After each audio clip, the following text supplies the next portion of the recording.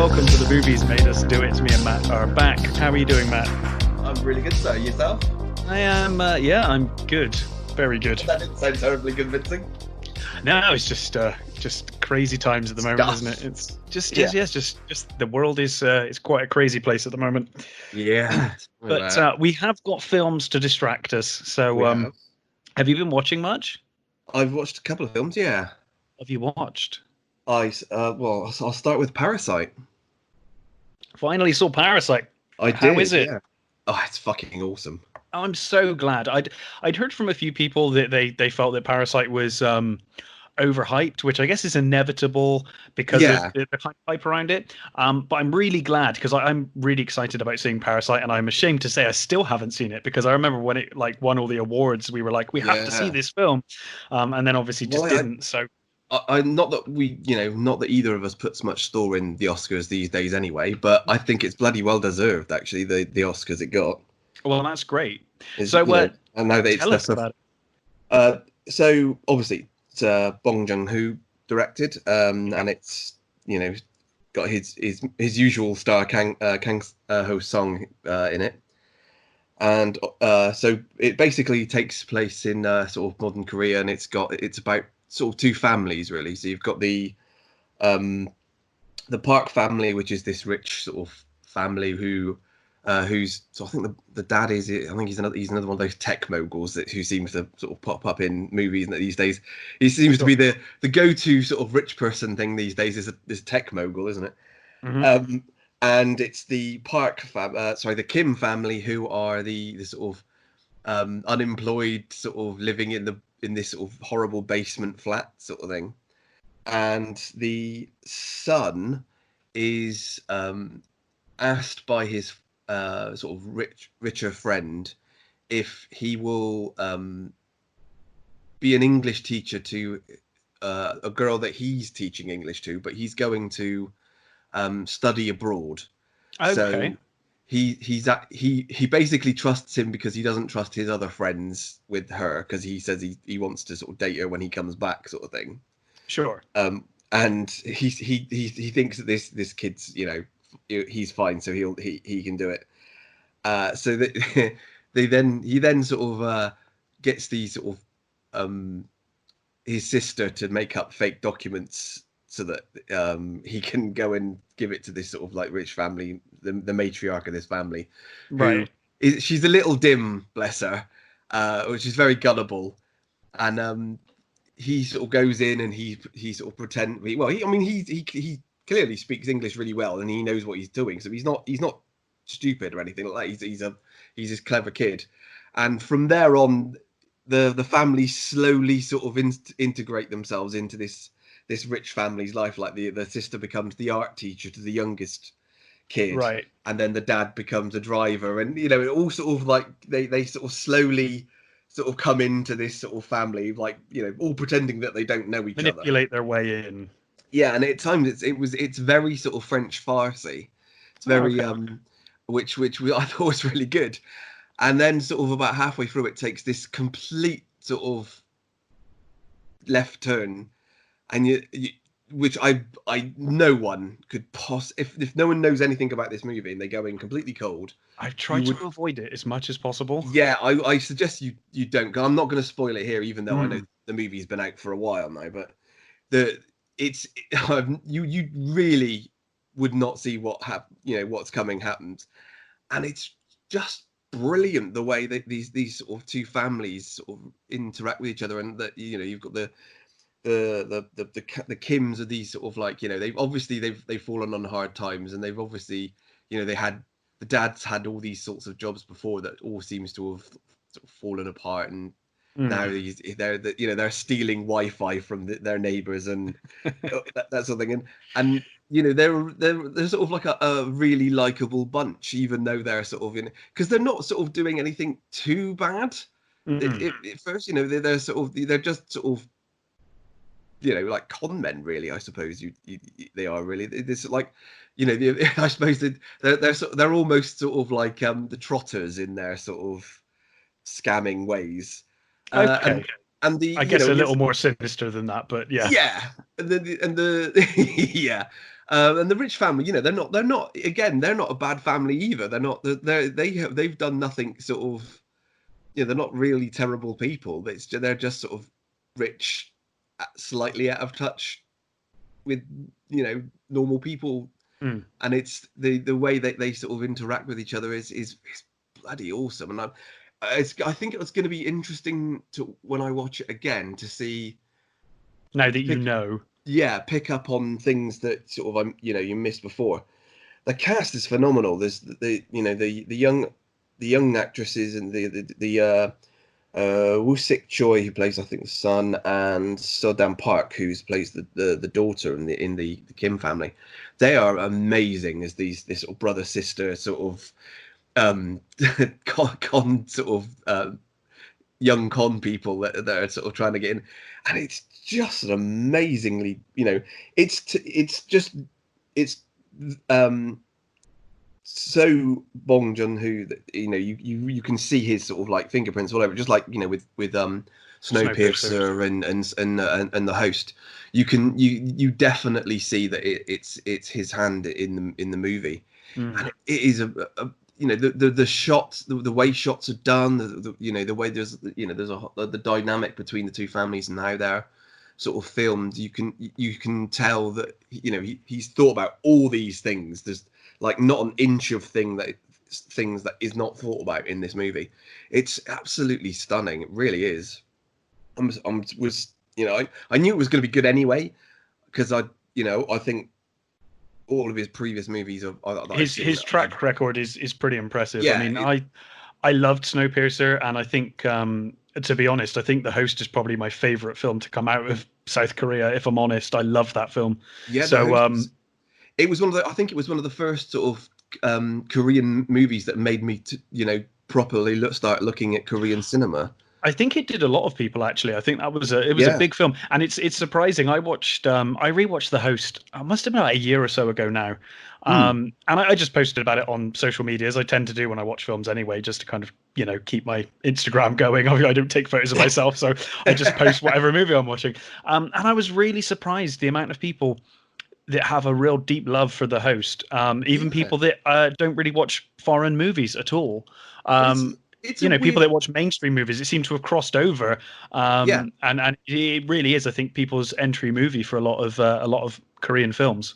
And it's not your typical monster movie. It's a really sweet family movie. It really is. It's a tremendous film. I love The Host. Yeah. And I loved Snowpiercer, so I was very much looking forward to Parasite, and I'm glad I've stayed away from all the spoilers now that you've said that there's this big twist in there that I'm not going to see coming. So yeah, no, it's phenomenal. It really is. It completely, you know, deserves all the hype it got. You know, everything in it is just so well put together. It's a beautifully crafted movie. Oh, that's tremendous news. Yeah. Sticking with that theme, films that absolutely deserve the hype that surrounded them, and a film that you've already reviewed on this show, I only just saw this week, was 1917. I just bought it as well, so I'm going to rewatch it this week. I can tell you, I will be buying it. What a tremendous film! Isn't it stunning? It's unbelievable. I mean, the thing that I was most cautious about going into this film is that I knew there was a gimmick. Or you could call it a gimmick, where, you know, it's put together in such a way that it looks like it's all done in one shot. Obviously, it's not, but it's hidden very well, and the way they do it is very, very good. You know, if you don't know what you're looking for, you could quite happily believe that it was probably one take. Yeah, absolutely. Maybe one or two shots where you're like, oh, that's clearly a cut there. Yeah. But knowing that gimmick, I was a little worried that this film might just be a gimmick. But seeing it, it absolutely is not. To be fair, you completely forget that it's one take. I think I certainly did. It sucks you in so much that you don't really think about it. I don't think. I don't think you do. I mean, I do to an extent, just because, like, of my film kind of brain. Yeah. It's like, oh, this is interesting. No, but it's not. It's not a gimmick that makes you sort of like. It's not a thing that makes you aware of it constantly. It's not that sort of. No, it's I think, you know, trying to be that. I think more importantly, the story is such that it does have a really good plot. It's a nice, simple, straightforward plot, but it's a very compelling, a compelling plot, and it's got great pacing. Yep. So I think it's much more than just that gimmick, which was my initial concern, because most of the hype I'd heard was around this one take style. Yeah. And it's much more than that. It's a tremendous, tremendous war film. It is. I've always said I don't think there's enough World War One No. movies out there. I think it's But very as you said before, underrepresented. there's only so much you can do with World War One movies, because they're mostly static. There's not as much movement as there seems to be in, like, Second World War movies. Absolutely, and interesting you should say that. Not to the same extent, obviously, because in War Horse, the horse literally crosses enemy lines and ends up on the German front lines as well as the French and the English. But there were definite parallels to War Horse for me here, where you've got these people, or animal in War Horse's case, traveling across great distances and meeting up with different platoons, different people, and meeting different people along the way. And I don't know if have you seen War Horse? I've only seen bits of it. I've not seen all of it. Because there were a few moments of this that were very reminiscent of that for me. Not that that's a bad thing, and I don't think it was even intentional. It's not like they're ripping them off or anything. There were just some parallels there. But I really thought the plot was really compelling. I mean, obviously Sam Mendes does an amazing job of directing this. It's a superb film to look at visually. And as much as I say, the gimmick of one take, it's an extremely immersive way to film something. You really become part of that war almost immediately when there's no cut. There's no so film. Cinematic as well. It's the I mean, I did go and see this in the cinema, and the certain scenes when when he wakes up in the dark you get the flares and things. The flares go off. That was amazing. That was so well shot. So stunning. It is. Absolutely brilliant. The choices of angles for most of the shots are incredible, to be honest. Yeah. They must have planned this so well, because some of those cuts and wipes are just seamless. It's absolutely seamless. Because even though it's not one complete take, it's still very long takes. It would have only have taken one person to mess up for like a 5-10 minute shot being ruined, And there's so many people on screen at certain points. There's a lot that can go wrong, and it's all the sort of supporting cast. Even though they only get tiny little things to do, are all brilliant and stunning, and it's a tremendous movie, and the soundtrack is fantastic as well. I'm assuming it was Hans Zimmer. It sounded like Hans Zimmer. I'm not sure. I might actually try and look that up right now. No, it was Thomas Newman, who does a very good job. I actually thought it was Hans Zimmer in places. But yeah, the score is tremendous, and the build up that it does in places where it's just reaching that crescendo and it's getting more and more stressful is incredible. I don't know. It's been out a while now whether to do any kind of spoilers, but well, I don't know. I mean, it's like you said, it's there are certain things that are unexpected in it anyway. I think it's fair to say. I mean, yes, there was a moment in the. Let's put it this way: it didn't go the way I was expecting it to go. No. Oh, actually, do you know what? If you don't want spoilers, skip ahead 15 seconds or so, because I'll just say now. You get to that moment in the middle of the movie, or even nearer the start of the movie, and the wrong person dies. Yeah. Quite honestly, I was not expecting him to survive. I thought Tom was going to be the one to get and see his brother. And that was a real shocking moment, and it was a moment where obviously he was trying to help as well. Yeah. He was trying to help this downed pilot. I really have nothing bad to say about this film. No. It was tremendous, and like Parasite for you, this lived up to all the hype. It really did. It totally did. I mean, this again, I thought this obviously before lockdown when I think I saw 3 movies the beginning of this year that I think are pretty much going to be on my top 10 anyway. Yeah. It's going to be hard to beat a couple of these movies, and this is one of them. I can't see this movie not being on my top 5 at the end I of the think year. this is probably my number one right now. Yeah. I haven't seen Invisible Man yet, so No, that no, that that's will really it's probably really be good. high. I think this is slightly better than Invisible Man, but Okay. you know, And obviously, neither of us have seen Sonic the Hedgehog, which will obviously blow every film out of the no, water this year. I mean, surely. no, I mean, Um, yeah, absolutely, and I will watch that. oh, I'm I'll definitely definitely watching watch that Sonic. eventually. I'm waiting until I can be with my girlfriend again, and we're going to watch Sonic because she likes Sonic. So that Yeah, should be fun. that's fair enough. But no, this film is absolutely stunning. It's Yeah, a film of the year contender for sure for I, me.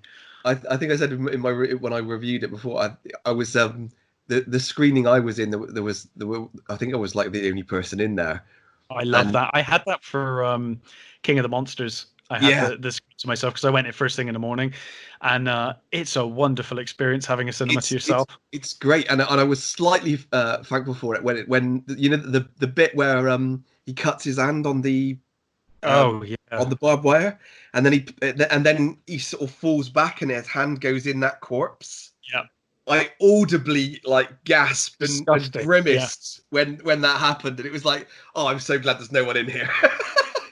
yeah. That was a moment. I must It admit. was, I was watching it at home last night, and I was like, oh God. yeah. Yeah. It's such a visceral thing. It really is. It was so well done. I honestly think this is easily a film of the year contender. Sam Mendes for me has got a great track record anyway. Yeah, Uh, he's a I great know actually director. Skyfall was one of the few new Bond movies you liked as well, wasn't it? So I guess It was, yes. he managed even that for you. It Um, really was. yeah, truly a fantastic film. So Yeah. what else have you watched? So I saw The Vast of Night. I haven't heard anything about that. So this is it's an Amazon original, Great. and it's I have Amazon, so that's good. it's very low budget. Nothing wrong with that. No, there's nothing wrong with that. It's so it's set in the 1950s in a small town in New Mexico, and it's two sort of a young girl and schoolgirl and a sort of young man who's a sort of a radio DJ, and they basically they start picking up strange signals sort of like sort of coming from the sky. Mm. And for over the course of the movie they sort of start getting these sort of stories coming in about this strange sound that's coming in, and they sort of learn that there's this bigger sort of thing going on, and it's it's kind of like a it's not exactly an invasion movie, but it is a sort of like lights in the sky movie sort of thing. It's that sort of it's got that real sort of X-Filesy type feel to it. And Okay. it starts off with a shot of a sort of like a 50s living room, Hmm. and the TV going on, and a sort of like an Outer Limits sort of Twilight Zone beginning of a sort of title scroll of a series. Um, Sure. through there you sort of go into the TV, and then the movie starts.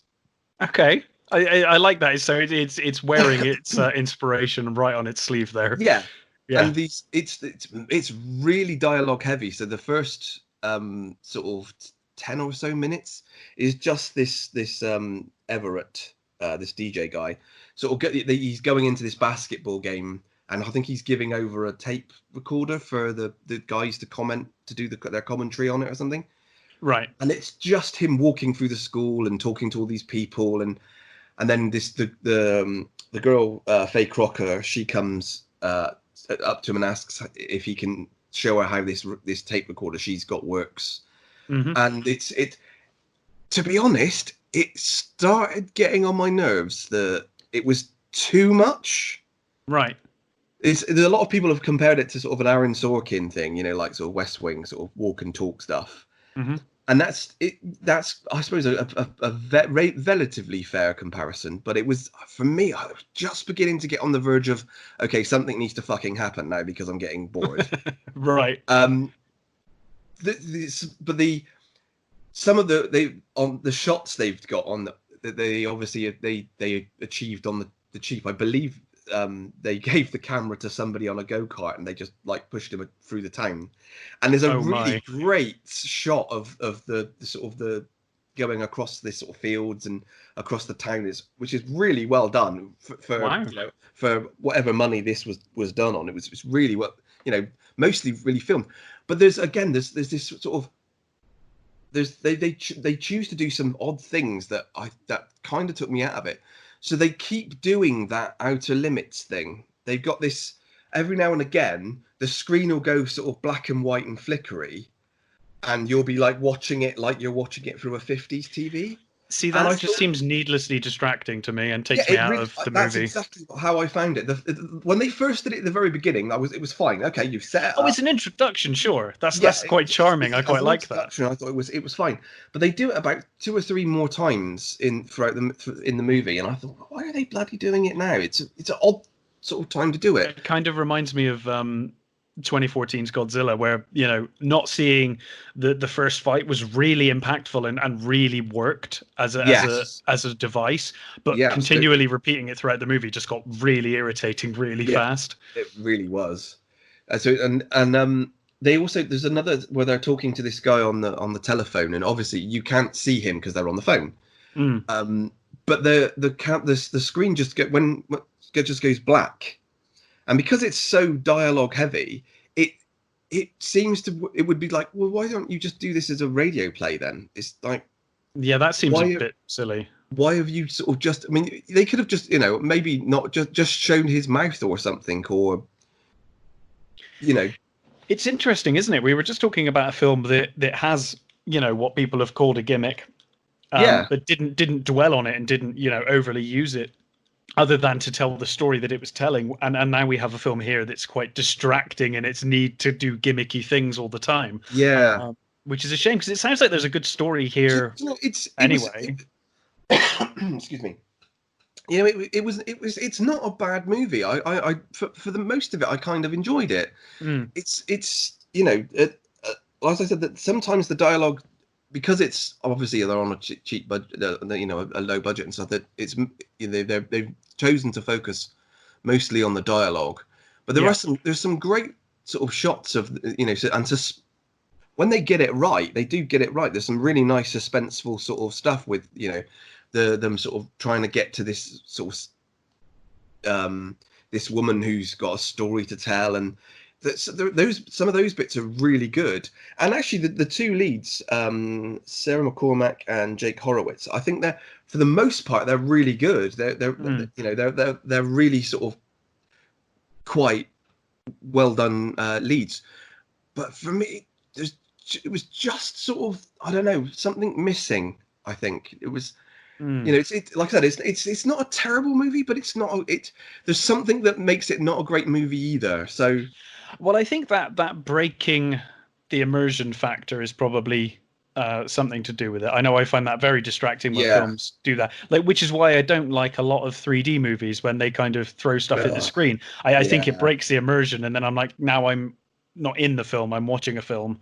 And I guess it would be the same here if it kept doing that, going to the TV gimmick or going black. And I'm like, I mean, they don't do it. It's not like they don't constantly do it, but there's a couple of times they do it, and you just think, why are they? It seems like a very odd choice to keep doing it throughout the movie. Yeah. It sounds interesting. I think I'll check it out anyway, especially because I have an Amazon, you know, account. I mean, it's on Amazon, and it's so that if you've got a subscription and you want to see something interesting, I would say watch it. The thing is, I think I've seen so many sort of Lights in the Sky movies. I mean, if you haven't seen that many Lights in the Sky movies, and you know, the sort of, then fine. I think you're pretty safe. But because I've seen so many of them, it was a bit sort of that they didn't do enough that was, you know, for me, you know, new or interesting enough that made me really want to sort of invest, you know, myself in the movie.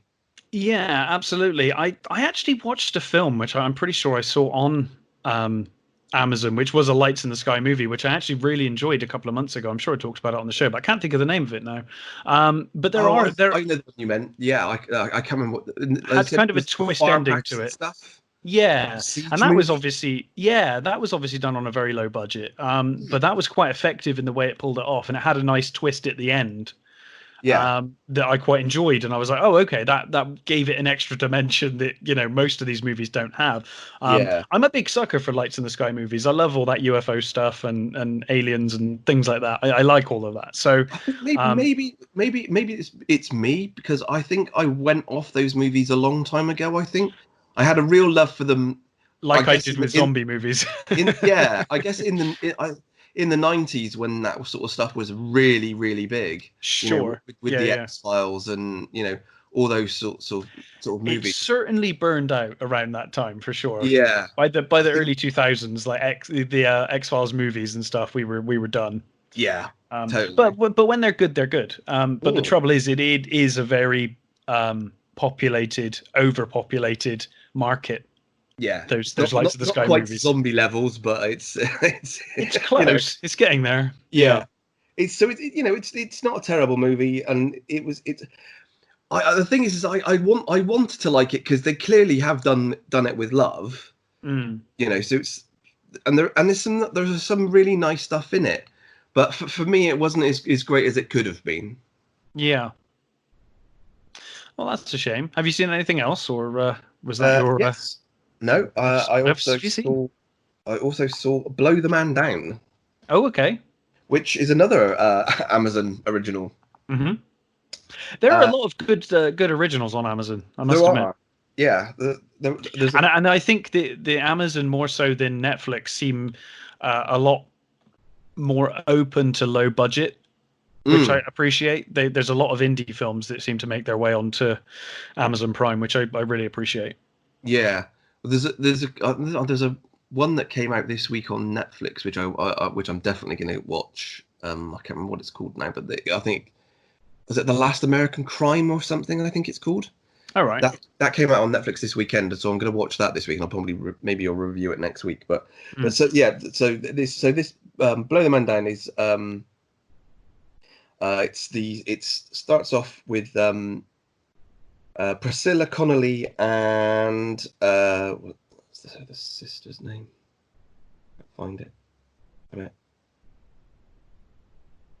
Mary Beth Connolly.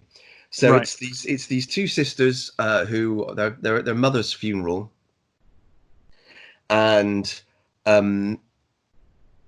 through through this sort of the death of their mother, they discover that the well the how to describe it. So I'll just go for what you know from not giving too much away because the trailer tells you.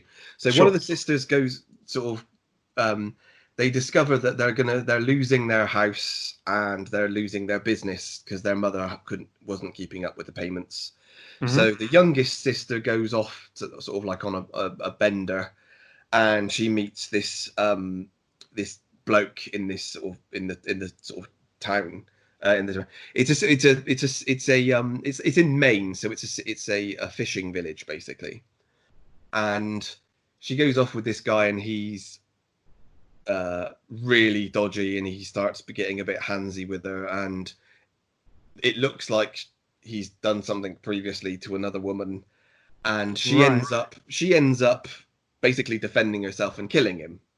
Okay. So she then goes back to her sister and says, look, I've done this, what we're going to do. So the sister goes back, and they sort of get rid of the body, and from there you sort of start finding out things about her mother, their mother and the town. And there's this whorehouse in this town run by Margot Martindale's character, and I absolutely bloody adore Margot Martindale. She's this tremendous actress. She's one of those that woman from That Thing sort of thing. She's been in so many movies. She's fantastic. So she's this sort of madam, and then there's these three other sort of older ladies played by Annette O'Toole, June Squibb, and Marceline Hugo.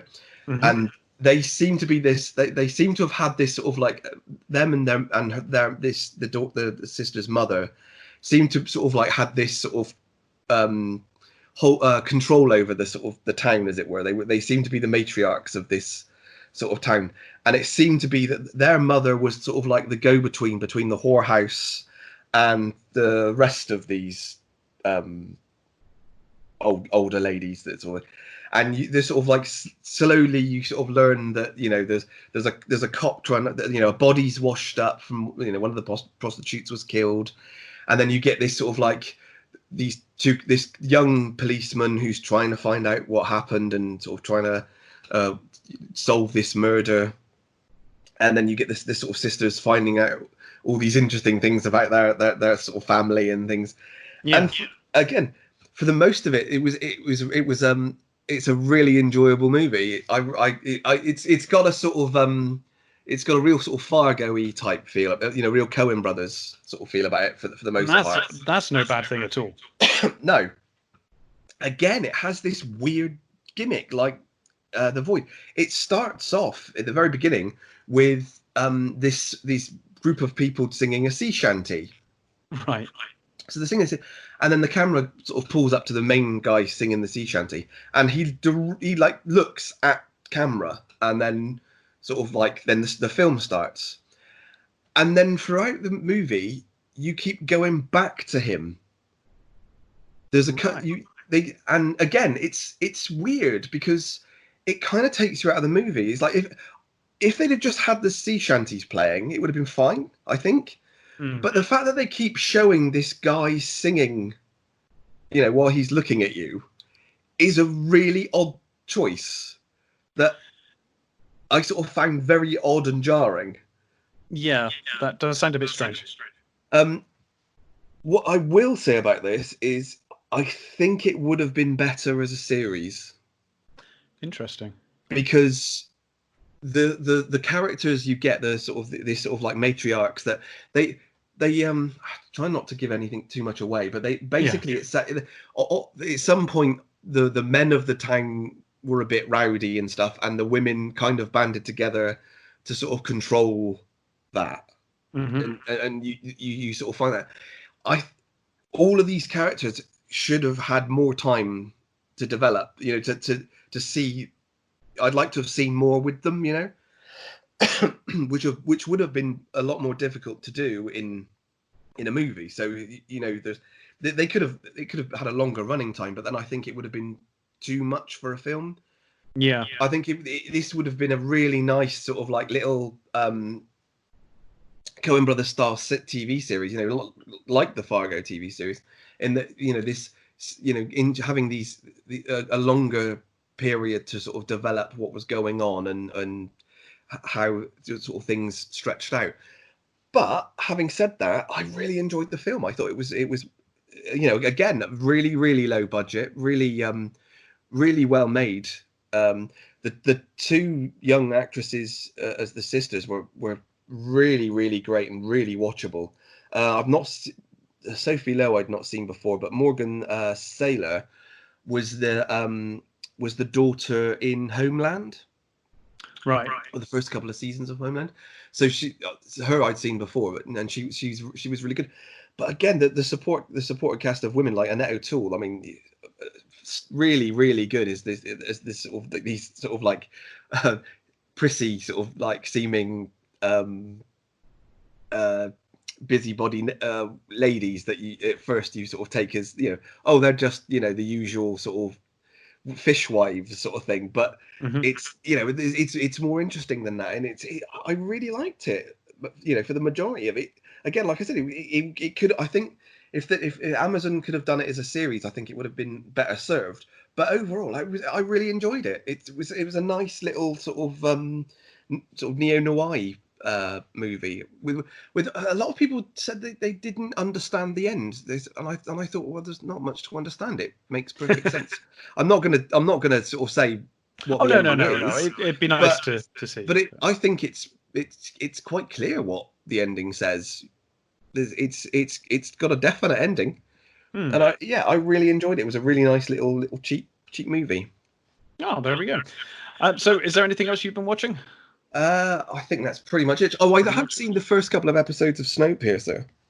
Oh, I haven't watched the series. What did you make of it? I'm not so sure yet. Like I I'm said, I'm because there's I'm only three. kind of put off from I was kind of put off the whole idea anyway. I Yeah, just felt that the movie was fine and it's too. perfect, I and I think it don't is too really know soon. what else you can do, Yeah, I think really. it is too soon. Well, the one thing I mean, there's only 3 episodes up at the moment because they're doing it weekly, Yeah. and I haven't seen the third episode. I've only seen the first two, but it's a lot. It's a lot different to the Well, I guess it has movie. to be. The thing that kind of confuses me is I just don't know how much, in terms of a series, I don't know how much story you can tell on the one train, other than the one story you've told, Well, without just getting this sidetracked. I don't really know.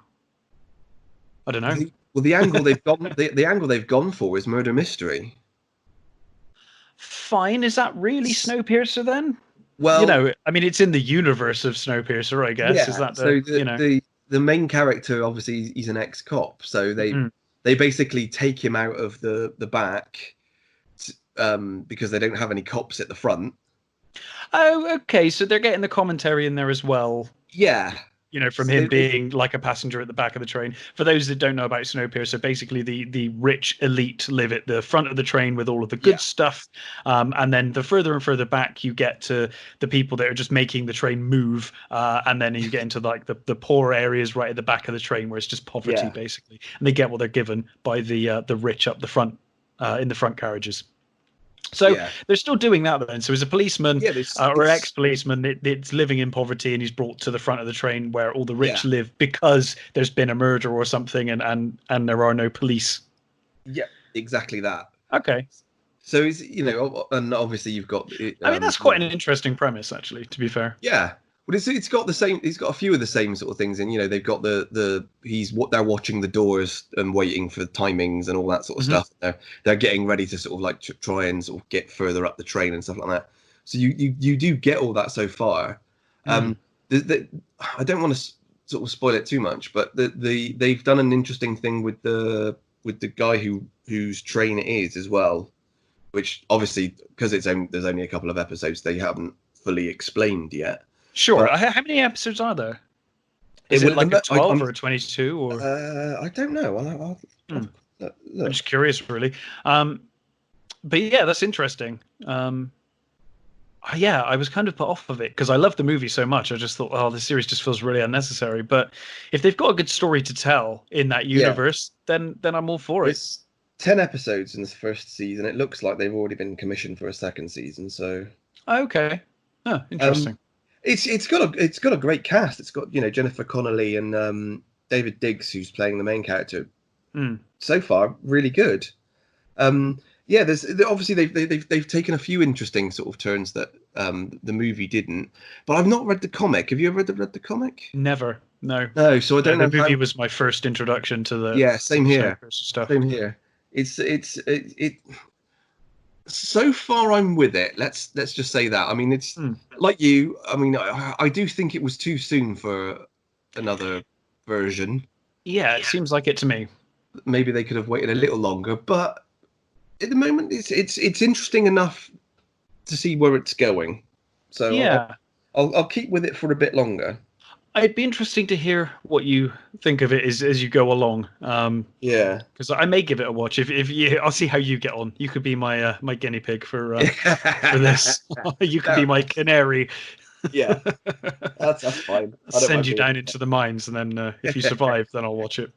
But yeah, I haven't really watched anything new other than that. I watched 1917 yesterday, and watched the Hound of the Baskervilles in the week. That's the only other thing I've watched. Which version?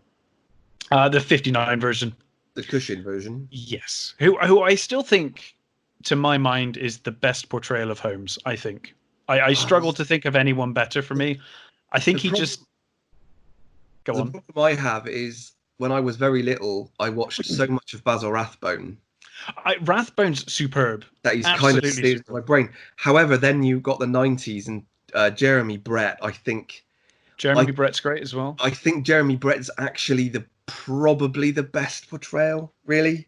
Do you think? I still, think for me, so. it's still Cushing. I don't know. The thing is that Brett got to do them all. That's true. That is true. He really got to do the full, gamut of the Sherlock Holmes stories. I mean, there's the story. I forget the story now. It's the one where they go off on not like a holiday, but it's like he goes to recoup, and I can't think what that's called either. There's an amazing sort of like surreal dream sequence he has. Jeremy Brett is so wonderful in that episode. I mean, he's wonderful in all the episodes, but that one in particular, it's like almost like Holmes is becoming unhinged. It's stunning episode. Yeah. But the Hound of the Baskervilles, the Hammer one is fantastic. It is superb. I mean, you've got Christopher Lee as well. It's got a tremendous cast. It's tremendously well directed. I mean, it's Terence Fisher, so absolutely. Kind of goes with the territory. I mean, it's prime Hammer, isn't it? It's at the beginning when their movies were all fucking awesome. There was an absolute decline to Hammer, and I don't think anyone's going to deny that.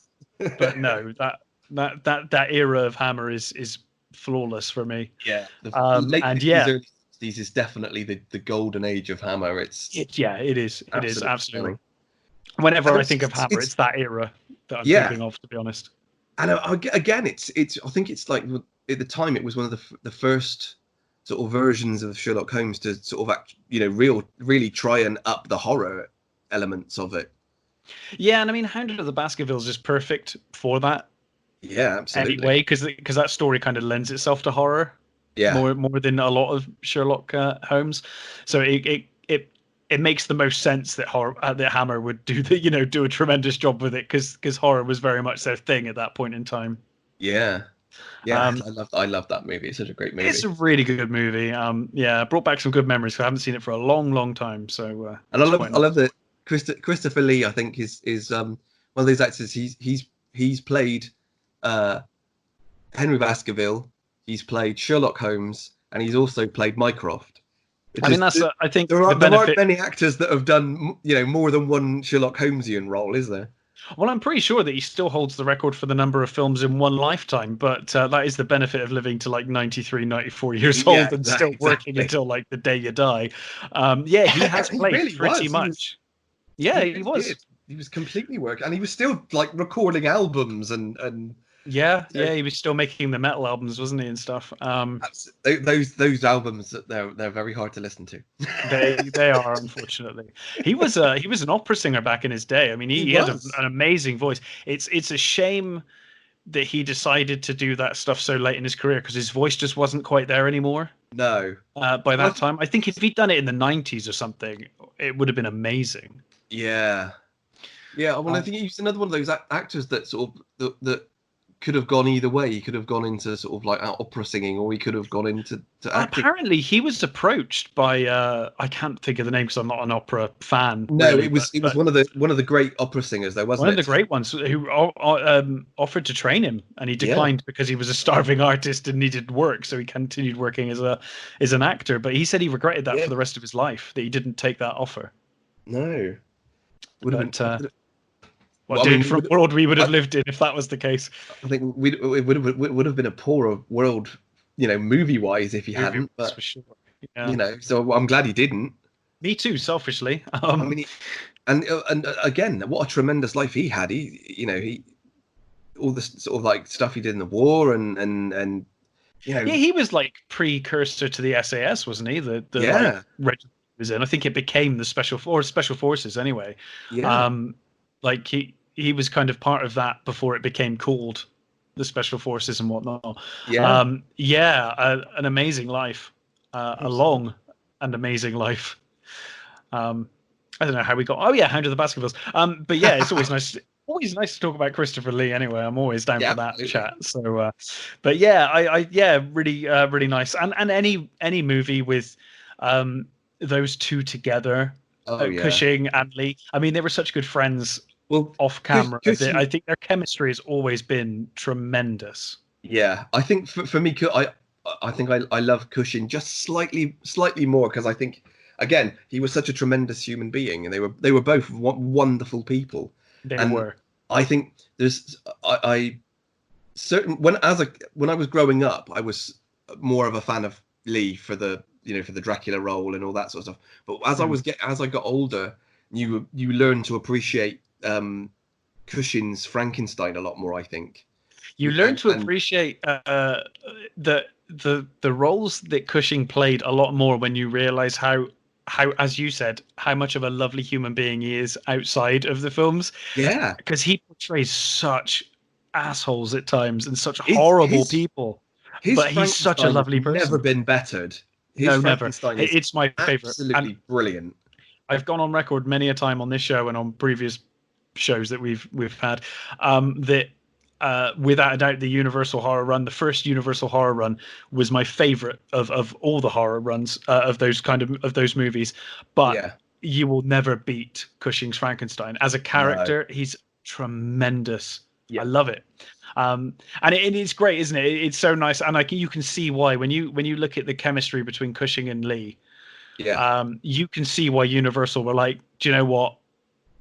We'll trust you with our properties. Go and make these movies for this generation, because tremendous. And you're right. His Baron Frankenstein's never been beaten. Never. No. I mean, I guess it's there aren't many people that would have played him more than once anyway. Most people just tend to get one sort of. No, and I mean those movies are linked by tenuous continuity, to say the very least. They are. They are a bit all over the place. You kind of can watch them as individual movies, really. Just knowing that he's done an experiment before, basically. But he's in the first movie he's done one before, so that properly connect because at the end he goes to the gallows, doesn't he? Well, not the gallows, the guillotine, doesn't he? Sort of thing. And the next movie along explains how he got away. So there's at least and then there's one when they take his brain. He gets beaten up by the patients that he's operating on, and he has his assistant take his brain and put it in a new body that he'd created. Like he's got the tattoos, which I thought was brilliant. That's right. Yeah. And then he's called like Dr. Frank or something. It's not even a good disguise. It's like they never do that. This thing that I've always loved in those movies. They never come up with like brilliant sort of like just normal names. It's always like, oh no, I'm Mr. Alucard. It's like, oh, really? Is that what you're going with? Any dyslexic people that you meet on the way, Yeah. Oh, I love Son of Frankenstein though. I've got a real soft spot for that movie, despite the silliness of Alucard. Especially there's a scene in that movie where they actually spell it out as well. If I spell this backwards, writes it on a bit of paper and like moves the like lines around to show that. Show it. It's like for those people at home that are really stupid. Just couldn't figure this out. But funny enough, my outside of probably the first Frankenstein movie that Cushing did, I think Frankenstein Created a Woman might be my favorite of his movies. Great movie. It's probably got the best character arc for the monster, certainly. Monster, inverted commas, and probably the best for him as well. I quite like that he's almost sympathetic in parts of that movie. He kind of he's almost a different Frankenstein in that movie in places, because in other movies he's been real evil, and in this one he kind of still has his moments, but he seems a bit more sympathetic than but this is good, isn't it? Because we don't have much to talk about these days because there's not many new movies. So we just off on a bit of a tangent and we get into talk about something else. Fills the time, if nothing else. But yes, so I don't think there's too much in the way of movie news either, unfortunately, this week. No, there was it's much the same as last time. Brief thing on Scott saying he wants to re-energize the Alien franchise. Good for him. He's already fucked it up. So I mean, I was having this conversation, funnily enough, with a friend this week who was watching Covenant and complaining profusely about it. And I said it's amazing that they made a worse film with Covenant than they did with Prometheus. You wouldn't have thought, would you?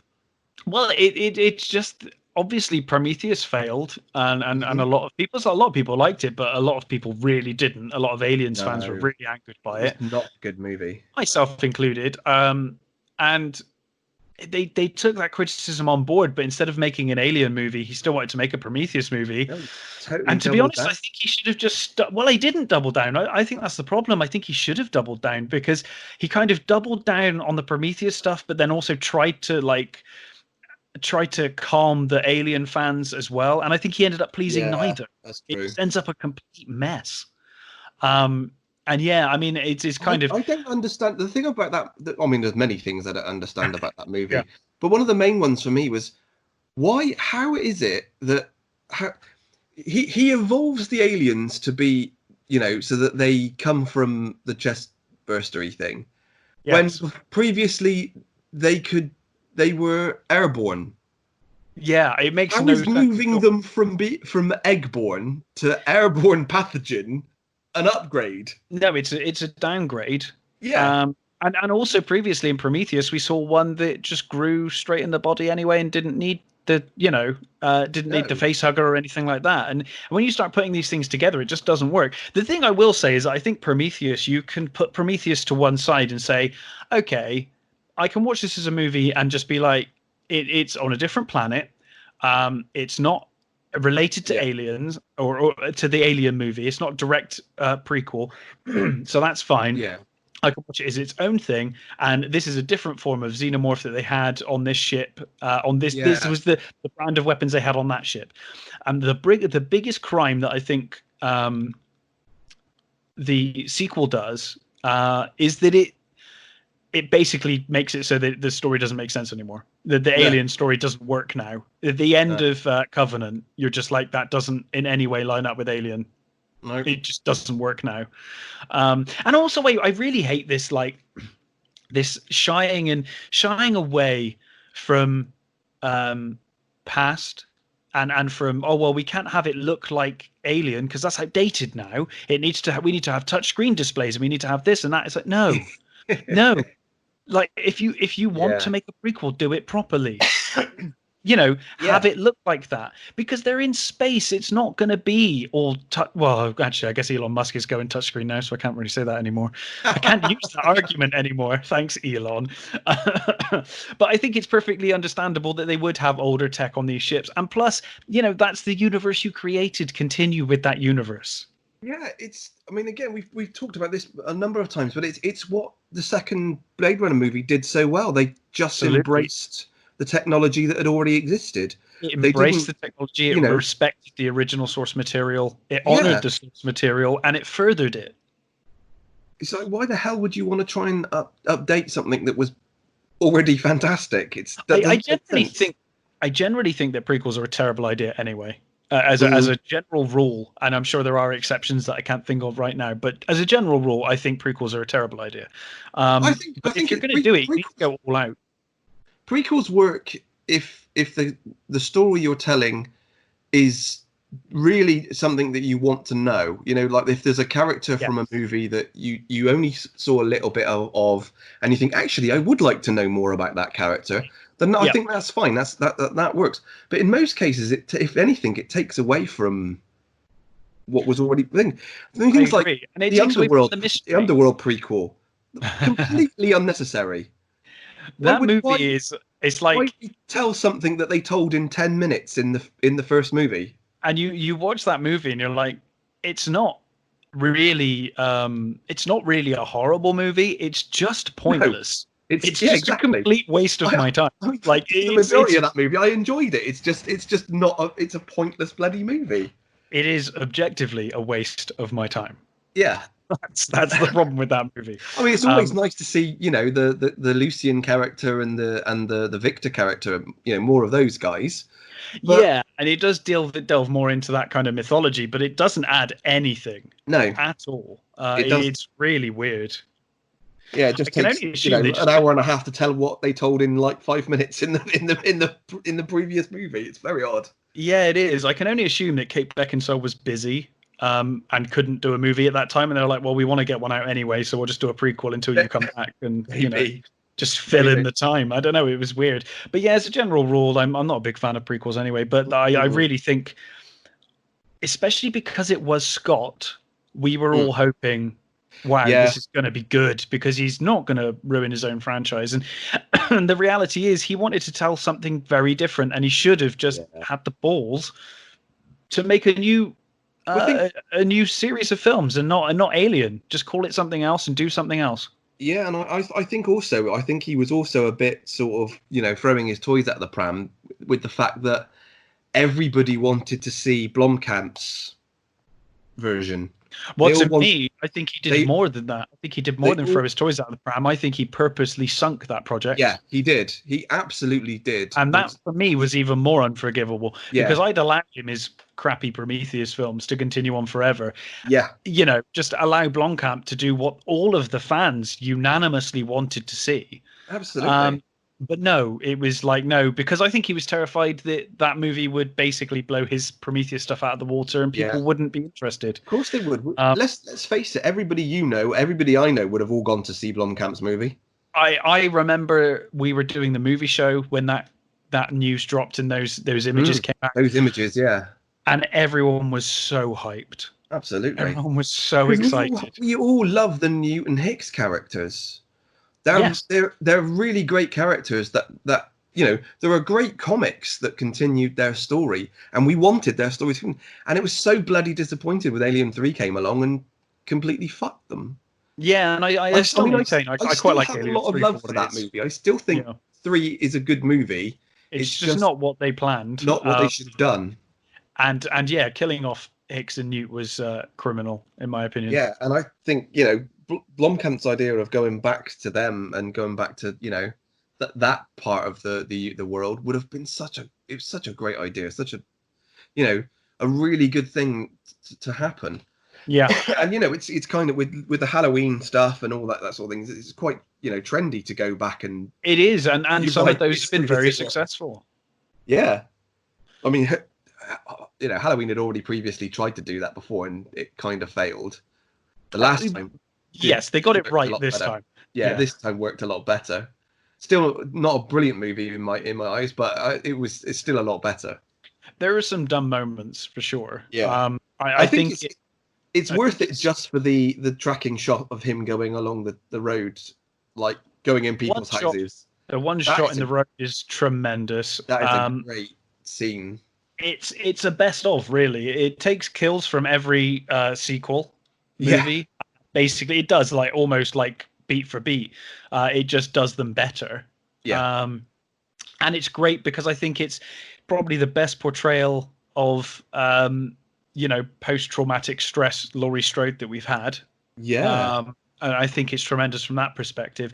But there are some real dumb moments in that movie. I'll grant you that. I mean, the whole doctor character was completely stupid, and him putting on the mask and all of that stuff was so unnecessary. I hope they pull that off with the sequel. To be honest, I hope they kind of improve on that. I'm a little worried about there even being a sequel, to be honest, but we'll see. They apparently have a plan, so I'll definitely see it. Yeah. Oh, I mean, it was obviously, Scott says he's got plans. He knows how to redo it, but then we've heard that before. Yeah, he said that before, and also we know how to do it, and everyone knows how to do it, and just let Blomkamp do it. Yeah, really, that's what people want. Absolutely, just swallow your pride. Yeah, just let him do it. Both. I don't know why they didn't allow both, and I'm kind of hoping that Disney will just be like, no, this is what people want. That's the alarm bell that rings for me. Is Disney's already sort of kind of ruined a few things lately, and I'm not sure how I feel about a Disney-led Aliens movie. I think they've more than kind of ruined Star Wars. I think they have. All right, they fucked it. They've gone beyond kind of. They fucked it. You could cite The Mandalorian, but I think that's just more luck than anything else. Totally. Or just the people that got involved. This is my worry now, is that I don't think they were expecting The Mandalorian to be that big of a thing, and I think they left it in capable hands. I'm really worried that they're going to interfere with the sequel now. That's my worry. Is that now that it's been really popular? Well, I mean, there's some alarming stuff coming out. Some alarming rumors. Have you heard the Boba Fett rumors? Yes, I hear that Boba Fett's going to be in it, which I think they did tease in season 1 anyway. way. Have you not heard the other rumor about the Boba Fett character? No. So the rumor is that Kathleen Kennedy wants Boba Fett to be a woman. A very male-sounding clone woman. Are So, they all the no. so I'm confused. Apparently, the plan is so you see Fett come out of the Sarlacc pit, and then he dies, right? And then you see someone get his armor. Right. And what they want to do is, what's her name? Is it Sabine from Rebels? Yes. They want her to inhabit the armor and become Boba Fett. Right. I love that character from Rebels. Yes.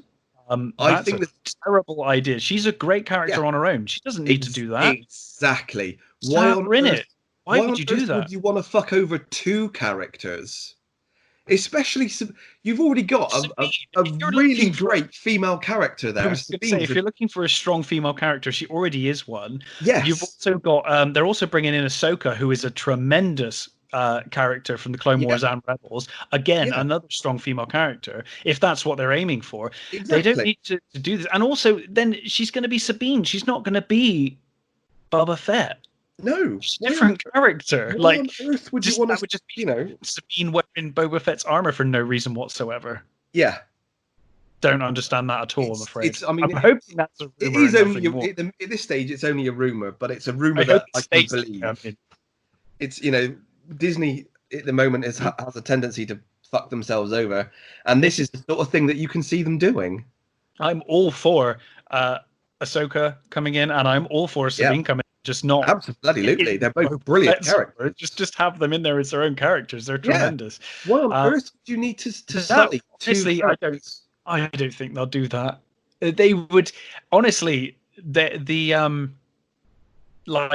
honestly Mandalorian and Clone Wars and Rebels, I guess, are like the only things that have got any goodwill with Disney right now in terms of Star Wars. If they did that to Boba Fett as well, I think they would properly put the nail in their coffin for that. Yeah, that would be I think it would be the final thing that pushes the older fans. It's the one thing that the fans are still watching, the older fans. Yeah. Obviously there are fans of the new Star Wars stuff, absolutely, but the majority of the older fans. Well, I mean, Kathleen Kennedy did her best to, try and get rid of the older fans anyway. Her idea, for the most part, I'm not interested anymore. So no, I will watch Mandalorian season 2. Yeah, but I'm not going to watch another Star Wars movie. I've no interest. No, I'll probably watch it at home. Like when not until Kathleen Kennedy's bloody gone anyway. Yeah, or until people that I know have gone that I trust. Yeah. No, actually, this is really good. For me, I'll just stick to the original movies. I'm fine with that. I don't need any of this stuff. After seeing how bad the last movie was, which actually exceeded my to be honest. I've had to sort of try and make a conscious effort to sort of just, shut myself off from the newer stuff and just go, look, like you say, there are 3 stunning movies. Yeah. Just be happy with those. Some great spin-offs. It's really hard, but yeah. Read Legends, stick with Legends. Yeah, absolutely. Like a whole future going there with the Legends, and they've been the Legends rich history, and a lot of that gets a bit bloated and stuff. Oh, so that's terrible, but a lot of it is superb. I mean, the Thrawn trilogy, all of that kind of stuff. That's really what they should have done. It is absolutely what they should have done. The Thrawn trilogy is the sequels. It would have. I would have loved to have seen Mara Jade would have been a fantastic female protagonist. Yeah, fantastic. They had everything they needed there to make a perfect sequel trilogy. And Leia's arc in those stories is brilliant as well. Yeah, they shot themselves in the foot. I guess they just didn't want to give, Timothy Zahn the money, I suppose. Maybe work. But they would have saved money on writers. Yeah. They would have had everything written. They just needed a script written. Yeah. But yeah, it's a real shame. That would have been good. But yeah, stick with Legends, stick with the original movies. I will be definitely giving Mandalorian season 2 a shot because I thought Mandalorian season 1 was great. I enjoyed. But I am a little worried they're going to interfere and ruin it now. to be Yeah, honest. it's. I mean, it's the thing about the thing about the first series is because it was it was very low key, and we didn't know an awful lot about it. It had some really good actors in it. I'm a little scared that this next season, it sounds like they're putting an awful lot in it. You've got Timothy Oliphant coming into it. You've got Boba Fett coming into it. You've got a few other sort of actors that are, and it's like, oh, are you trying to cram too much in? And I think think that was, they are. That's yeah, my word. I think they're it's trying too much now. yeah, it's I think they're looking at this as like, oh, we kind of screwed the movies. This was really popular. Maybe if we shove every character into this next series, then we can do yeah, spin-offs from all of that, and we'll have an Ahsoka spin-off, and we'll have a Boba Fett spin-off, and we'll have all of these spin-off movies that we can then or series that we can then do from this one series. But if they overpopulate it and they cram it with too much stuff, it's just going to be yeah. awful. That's Well, exactly what they did with Rise of Skywalker. It's just too much nonsense going on all at the same time. And again, they'll be in danger of doing a DC movies thing. They'll try and establish a universe that isn't ready for it yet. Yeah, absolutely. Take time to develop these things. Don't fucking cram everything in and try and force it all out. It's stupid. Yeah, absolutely. But, for the moment, I'm still hopeful for The Mandalorian. It's the only thing in Star Wars that really makes me sort of happy. It's the only thing that keeps me sane at the moment. It's certainly the one Star Wars thing that I will still watch at the moment. Yeah, it's still in the Star Wars universe for me. I mean, the stuff about this new the High Republic thing, that doesn't sound too great. What the stuff that's coming out about that, but yeah, we'll just have to wait and see. I mean, again, who knows? Why don't they just do the Knights of the Old Republic? Yes, which again is something the fans have been screaming for forever. Yeah. It's all there. They didn't need to do anything. It's bizarre. It's almost like they're just like, no, we won't do what the fans want us to do. We're going to do something else. Totally. Well, it's like fine, but then don't be surprised when people hate it and don't watch it anymore. Like, the thing they don't understand is they're courting fans that they don't have and aren't interested. Yeah, that's this thing that's so sad about this is they want that the hip young kids that have all that sort of stuff, the usual sort of thing. They want the new audience. But surely you don't do that to the detriment of your existing audience. It doesn't make any sense to me at all. But it's very odd. If that's what they want to do, then more power to them. Yeah. Let them go right ahead. Yeah, I will sit here and not watch any of it. So yeah, I mean, let's alienate the people that actually have money. Yeah, and are willing to spend money and have spent money through their entire lives. Yeah, on Star Wars. Not for that money. We don't want that money. We want new money. It's like you're idiots. Yeah, absolutely. You're idiots. Just plain and simple. Well, anyway, that was a nice rant. It was. It's nice. That's filled some time on this. This nice rant for a while, haven't we? Has been a while. It's probably because Doctor Who has been around for a while, so we've not had anything to rant about. No. But yeah, cool. Well, I think that's probably about it. And we will have to see what we can watch in the week to bring a show next week. I'm sure we'll find something. I'm quite fancying a lot of indie movies. Maybe indie movies are the way to go at the moment. Yeah, yeah. Because there's plenty of those coming out. I mean, there is some good news about a lot of companies are going back to work now. So the Batman is back filming. Yeah, Witcher's picked up again. Matrix, I think, is back filming as well. The Witcher, So things are getting back to normal in terms of filming and stuff now. So that's good. So hopefully, it won't be too far away that actually the cinemas can reopen again as well, which will be nice. Absolutely. And if nothing else, we should get some news coming soon because things are moving again. Yeah. We can talk about news if nothing else. But I will certainly keep my eye out for a few movies this week, watch some new movies, probably some indie movies, and we'll catch you next week. Yeah. Bye. Have a good one. Cheers.